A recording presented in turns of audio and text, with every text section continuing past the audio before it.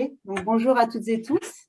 Déjà, je tiens à remercier l'université pour l'organisation de ce forum Tremplin Carrière. Donc, moi, je m'appelle Julie Rouanet, donc je suis la responsable de l'APEC pour le territoire des Alpes-Maritimes et la Corse. Et avant de vous parler de compétences, qui est notre cœur de métier effectivement à l'APEC, je voulais dans un premier temps faire un petit flashback, vous dresser un rapide état des lieux du marché de l'emploi cadre actuellement. Donc, car avant la crise, nous étions sur un marché globalement favorable à l'emploi des cadres, très pourvoyeur d'emplois et en constante progression, comme vous pouvez le voir sur ce slide, depuis plusieurs années. Donc, il y a un an, début 2020, on annonçait même des volumes records. On pensait même dépasser la barre des 300 000 recrutements de cadres en France, donc en 2020. Bon, je ne vais pas refaire l'histoire, hein, vous savez toutes et tous ce que nous traversons. Et donc, le marché de l'emploi cadre a été également impacté par cette crise avec une chute de 40% des offres sur l'année 2020. Et donc, tous les… Oups, je vais un peu vite là, je scrolle trop vite. Tac, voilà. Donc, tous les secteurs, toutes les régions, tous les territoires ont été impactés. Donc, bon, je vous laisserai la présentation parce que je vais assez vite, parce qu'il y a plusieurs slides, il y a pas mal de chiffres, on aime bien les chiffres à l'APEC, mais vous pourrez la regarder en détail. Mais voilà, donc sur le territoire de la région PACA, et on a le même taux sur les Alpes-Maritimes, on a accusé sur l'année 2020 une chute de 25% des offres d'emploi. À noter aussi, je tiens à le préciser, Véronique en parlait, que le public des jeunes diplômés a été particulièrement affecté par cette crise, avec une chute de 38% des offres, alors qu'au niveau global, on était plus à une chute de 29% des offres proposées. Nous avons donc clôturé l'année 2020 sur une reprise relative, comme vous pouvez le voir sur ce graphe. Sur le dernier quadrimestre 2020, on a un quart des entreprises qui ont recruté au moins un cadre, donc ce qui était plutôt un chiffre honorable. Néanmoins, malgré cette reprise de fin d'année, le début de l'année, les entreprises restent très, très prudentes par manque de visibilité. Et notamment, alors, bon, le premier trimestre vient de s'achever, donc on parle au passé, mais quand on a interrogé les entreprises en début d'année, elles envisageaient à 40% de recruter un cadre dans le courant du premier trimestre contre 60%. Donc, on est encore sur un marché qui est très prudent. Voilà, c'était le petit flashback rapide. J'essaye de faire très vite. Donc, parlons maintenant de l'évolution des métiers et des compétences cadres et du coup des compétences qui sont recherchées par les entreprises. Alors, pour bien comprendre ce marché de l'emploi cadre, faut savoir que depuis plusieurs années, il est vraiment porté par des trends majeurs, donc 6 trends que vous voyez à l'écran. Certains se sont particulièrement accélérés avec la période du Covid, avec la montée en puissance aussi du télétravail depuis un an. Donc, les deux premiers inputs que vous voyez, la mondialisation et la métropolisation, vont plus renvoyer à la répartition des emplois cadres sur le territoire, mais les 4 autres ont des conséquences vraiment immédiates sur l'émergence de nouveaux métiers et ou de nouvelles compétences. Alors, je tiens à relativiser, hein, les métiers réellement nouveaux sont quand même marginaux. Par contre, la très grande majorité des métiers cadres se transforment très vite et nécessitent une adaptation à l'évolution des compétences. Donc, ça a été déjà mis en avant notamment par Madame Tournoy, et puis Véronique en a parlé, et aussi Carole, vous en avez toutes parlé avant moi de l'évolution des compétences dans les métiers. Alors, je vais faire un petit focus sur chaque input, voilà. Donc, la mondialisation, donc il faut savoir que le poste d'un cadre du privé sur 2 comporte une dimension internationale. Parce qu'on se déplace, alors même si on se déplace moins maintenant, on a beaucoup de contacts avec des fournisseurs, des clients, des collègues. Donc, cela nécessite non seulement que les cadres puissent s'exprimer dans plusieurs langues, mais également qu'ils travaillent dans un environnement multiculturel. La gestion de projet devient plus complexes dans ces environnements et on met beaucoup en avant les soft skills, ces fameuses soft skills, donc l'adaptation, l'agilité, la capacité à travailler de manière collaborative. Donc, si on fait un petit focus par rapport à ce critère sur le territoire des Alpes-Maritimes, il faut savoir qu'on a actuellement environ un quart des offres sur notre site qui comportent le mot-clé international. Donc, c'est très important de développer ces compétences à ce niveau.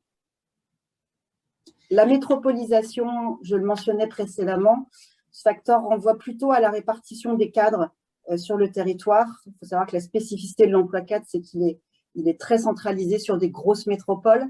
On a 17 bassins d'emploi qui regroupent 60% des cadres sur le territoire national, avec la petite spécificité sur notre territoire d'avoir un bassin d'emploi très spécialisé dans les hautes technologies, donc le secteur de Sophia Antipolis, donc qui teinte, Véronique le disait un peu en teasing avant, notre territoire, avec la particularité qu'on a de fortes demandes sur des métiers techniques, informatiques, ingénierie et recherche et développement. Alors, j'espère que vous voyez bien. Je vous fais des petits tests visuels en plus avec mes slides. Donc, la transition énergétique.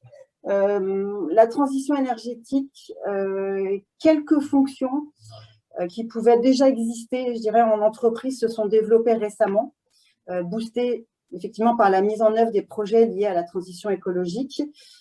Néanmoins, je nuance parce que malgré les investissements qui ont été réalisés dans ce domaine, le vrai nombre d'emplois créés reste vraiment au-delà des espérances qu'on nouait il y a quelques années. À l'écran, vous voyez quelques métiers de niche qui se sont développés. Je dirais que sur notre territoire, on a peu de postes. On a quelques postes d'ingénieurs en rénovation énergétique, quelques chargés de projet énergétiques, enfin vraiment des métiers dédiés. Après, là où on mesure l'impact de cette transition, c'est sur certains secteurs. Je pense notamment à l'industrie, au bâtiment, où on a des métiers qui évoluent. Vous avez l'exemple, par exemple, de l'ingénieur matériaux dans un milieu industriel qui doit au quotidien concevoir des produits plus respectueux de l'environnement. Donc, ça nécessite un ajustement des compétences dans certains secteurs. L'inflation réglementaire, donc le quatrième facteur qui vient influencer. La place toujours croissante des réglementations constitue un facteur d'évolution majeur et concerne tous les secteurs. Alors, je ne vais pas tous les citer, mais en gros, voilà, un thème d'actualité, bien sûr, le domaine de la santé.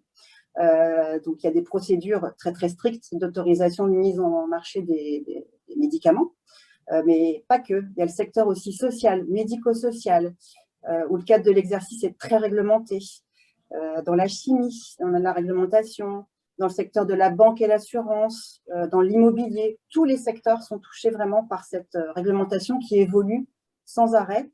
On a aussi au niveau européen le nouveau règlement général sur la protection des données qu'on connaît par le mot RGPD, qui vient, par exemple, venir modifier les métiers dans les ressources humaines. Dans les RH, aujourd'hui, un chargé de recrutement va traiter des données confidentielles, donc doit utiliser des logiciels.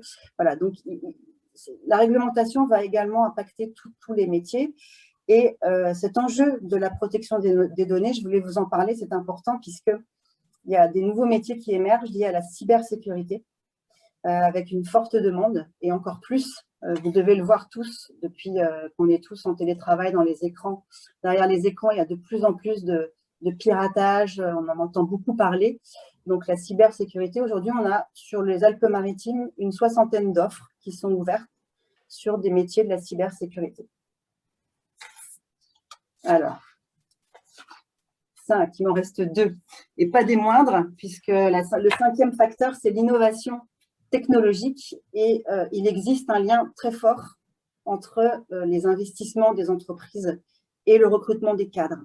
Donc, aujourd'hui, une partie importante de l'emploi cadre est portée par les dynamiques d'innovation, notamment dans des secteurs places fortes tels que l'ingénierie, la recherche et développement et l'informatique.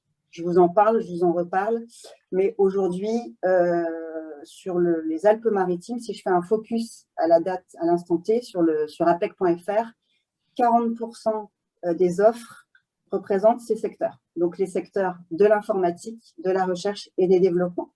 Donc là, vous avez quelques métiers qui sont affichés à l'écran. Et je dirais qu'il n'y a pas que ces secteurs, puisque l'innovation, elle vient aussi frapper, enfin, elle vient toucher d'autres domaines, notamment pour ceux qui touchent les usages, dans le marketing. On innove beaucoup dans le marketing, dans la formation. Je pense notamment, alors c'est en lien avec l'input suivant qui parle de la transformation numérique, mais je vois les organismes de formation, avec la crise du Covid, ont dû adapter tout leur support pour former à distance. L'université aussi, j'imagine. Donc, voilà, donc l'innovation, elle est très pourvoyeur d'emplois cadres. Je vous parlais des secteurs, mais également, si je regarde sur les métiers, aujourd'hui, sur les Alpes-Maritimes, la moitié des métiers recherchés, alors à hier, j'ai fait une extraction hier, étaient dans le secteur de l'informatique et de l'ingénierie, recherche et développement. Donc, ce sont des métiers qui sont très, très prisés. Et donc, enfin, la transformation numérique, donc, alors, je le mets en dernier, mais c'est vraiment aujourd'hui le plus impactant sur les métiers et les besoins des compétences des entreprises, puisque, alors, logiquement, il impacte les métiers de l'informatique, mais pas que. Il impacte tous les métiers aujourd'hui. Et c'est vraiment, enfin, ce phénomène de transformation numérique s'est accéléré avec la crise du Covid et notamment la montée en puissance du télétravail. Donc, les métiers que vous voyez à l'écran sont des métiers qui sont vraiment de niche, pour lesquels on a une vraie pénurie et une vraie difficulté aujourd'hui de recrutement. On a fait, là je vous donnais une photo à l'instant T. Si je regarde l'année dernière, je fais une extraction de toutes les offres qui ont été publiées sur apec.fr. 60% des métiers qui étaient recherchés par les entreprises des Alpes-Maritimes, c'était des postes de développeurs, donc du développement informatique, des postes dans l'infrastructure et les systèmes d'information, des postes en gestion informatique. Donc, on a beaucoup de postes qui sont demandés de développeurs et d'ingénieurs dans divers langages, Java, back-end, front-end, Angular. Je regarde, pour moi, c'est un peu barbare comme vocabulaire, mais voilà, on a énormément de postes dans ces secteurs, également des chefs de projet informatiques, des chefs de projet agiles, mais pas que. Voilà, là je vous dis que 60% ce sont ces postes-là, mais la montée en puissance du télétravail nécessite également un ajustement des compétences managériales. Les managers doivent animer à distance, utiliser des outils numériques. Donc, tout ça, c'est des compétences qu'il faut adapter, puisqu'on le sait que… Enfin, non, on ne sait pas. Moi-même, je n'ai pas une boule de cristal. Je ne sais pas quelle sera la vie demain, mais on ne va pas revenir à un point identique quand on sera sorti de cette crise. Voilà. Et la transformation numérique impacte aussi tous les secteurs, notamment l'industrie. On parle de l'industrie 4.0. Avec l'intégration massive d'outils numériques sur toutes les dimensions de la chaîne industrielle. Je vais très vite. C'est mon dernier slide, enfin mon avant-dernier avant le merci. C'est une petite photo que je suis allée piquer très récemment, qui a été publiée par notre service études, avec les métiers qui ont été les plus recherchés en 2020. Alors, et j'ai envie de vous dire, en 2021, on est sur les mêmes tensions de recrutement. Voilà. On pense que la baisse des offres fait que la tension sur les recrutements va baisser, mais non. On a interrogé les entreprises en début d'année et 66% d'entre elles qui avaient l'intention de recruter des cadres anticipaient déjà des difficultés. Donc, on a des vraies pénuries aujourd'hui de compétences par rapport à l'évolution très rapide des entreprises. Et cette petite photo représente bien, alors je ne vais pas revenir sur les postes informatiques, ingénieurs dont je vous ai parlé, qui sont très fortement représentés dans les postes que nous recherchons sur le département. On a aussi beaucoup de fonctions commerciales qui sont recherchées, environ 20%, je dirais, des offres, parce que les entreprises ont besoin de forces vives pour se développer. Véronique le disait, la comptabilité. Là, depuis un an, on a vu les postes en comptabilité remonter et monter même l'année dernière sur le tiercé, le podium des 3 métiers les plus recrutés. Donc, on a pas mal de demandes. Et également dans le domaine du bâtiment, des cadres de chantier qui sont recherchés sur le territoire des Alpes-Maritimes. Voilà, je vous remercie beaucoup pour votre attention. Vous pouvez retrouver sur notre site Corporate APEC tout un tas d'études qui peuvent vous aider, vous donner des indices. Alors, il y en a une sur laquelle je me suis basée, je vous la montre à l'écran, mais vous ne devez pas voir, je dois être en pastille, mais qui parle de l'évolution des métiers et des compétences. Et en conclusion, je vous dirais qu'aujourd'hui, il est vraiment nécessaire pour les cadres de maîtriser un nombre de plus en plus important de compétences qui se situent souvent en dehors de leur cœur de métier, et que du coup, identifier et acquérir ces compétences est un enjeu majeur d'employabilité pour les cadres. Donc, tous les dispositifs qui vous ont été présentés aujourd'hui, hein, on a parlé de CPF, de transition collective, de CEP, c'est des outils qui sont vraiment à votre disposition. Il ne faut pas hésiter à en user, en utiliser pour adapter vos compétences et pouvoir, je dirais, évoluer au sein d'organisations qui sont en transformation permanente. Voilà. Nous, l'APEC, on est également opérateur du CEP. Donc, je vous invite, je vous mettrai dans le chat après les liens pour accéder au site Corporate et également pour prendre rendez-vous pour venir nous rencontrer, soit sur site, c'est encore possible, soit à distance.